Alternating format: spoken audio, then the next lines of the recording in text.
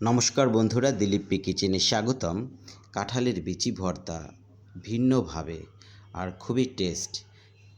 কতগুলো কাঁঠালের বীজ নিয়েছি, পেঁয়াজ, রসুন, ধনিয়া পাতা, শুকনো মরিচ, কাঁচামরিচও নিয়েছি। কাঁঠালের বিচিগুলোকে আমি সিদ্ধ দিয়েছি, ঢাকনা দিয়ে ঢেকে দিলাম, আর সিদ্ধ হচ্ছে কাঁঠালের বিচি। তো বন্ধুরা, এখন এই বিচিটা ভর্তা করার জন্য আমি কড়াইয়ে তেল দিলাম, আলাদা আরেকটা কড়াইয়ে, আর শুকনো লঙ্কাটাকে আমি ভেজে নিচ্ছি। আমি ধাপে ধাপে করে নিচ্ছি। শুকনো লঙ্কাটা ভাজা শেষ।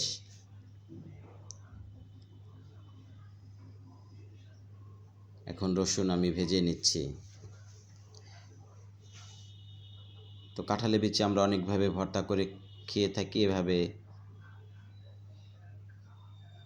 করে খেলে অনেক মজা লাগে। আর আমি এখন কাঁচামরিচটাকেও ভেজে নিয়েছি হালকা করে, খুব বেশি ভাজতে হবে না। পেঁয়াজ কুচিগুলোকে আমি ভেজে নিচ্ছি। তো খুব ভাজা যাবে না, মোটামুটি একটা ব্রাউন কালার আসার আগে যে ভাজাটা, ওই ভাজাটা আমি করে নিয়েছি।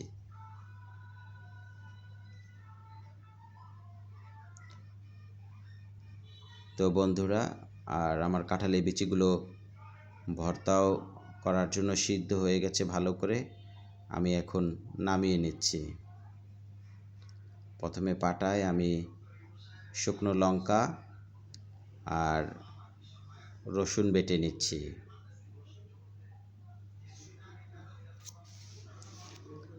আর এই ভর্তা কিন্তু খুবই মজা লাগে। আর কাঁঠালের বিচিগুলো দিয়ে দিলাম। এখন কাঁঠালের বিচিগুলোকে আমি একটু বেটে নিচ্ছি। তো বাটা শেষ। এখন আগে যে রসুন আর শুকনো লঙ্কা বেটেছিলাম, সেটা ভালো করে একটু মিশিয়ে নিচ্ছি। তো ভালো করে মেশানো শেষ। এখন আমি এগুলোকে প্লেটে উঠিয়ে নিব। তো উঠিয়ে নিচ্ছি। বন্ধুরা, যারা আমার চ্যানেলে নতুন, আমার চ্যানেলটাকে সাবস্ক্রাইব করবেন, বেল আইকন দিবেন, যাতে পরবর্তী ভিডিও পেতে পারেন। আর লাইক কমেন্টস করতে কিন্তু ভুলবেন না। তো পাটা থেকে আমি উঠিয়ে নিয়েছি। এখন আমি মূল যে ভর্তা করব, আর এই ভর্তা করার জন্য আমি লবণ নিয়েছি, আর এখানে সেই মরিচ ভাজা আর পেঁয়াজ যেটা একটু ভেজে নিয়েছিলাম, সেই পেঁয়াজটা। আর এখন আমি একটু সরিষার তেলও দিব এই ভর্তাটা করার জন্য।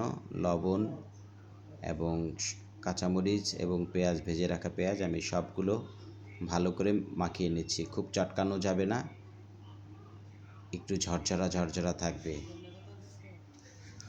তো এইভাবে করে আমি কাঁঠালের বিচিটাকে ভর্তা করছি, সরিষার তেলও দিয়ে মাখিয়ে নিচ্ছি।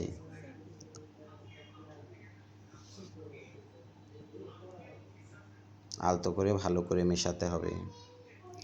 আর বন্ধুরা, এখন কেটে রাখা ধনিয়া পাতাও দিয়ে দিচ্ছি। ধনিয়া পাতার কারণে এই কাঁঠাল বিচির ভর্তাটা যেন আরও বাড়িয়ে তোলে। আর একটু আলতো করেই ওইভাবেই আমি মিশিয়ে নিচ্ছি, খুব চটকানো যাবে না।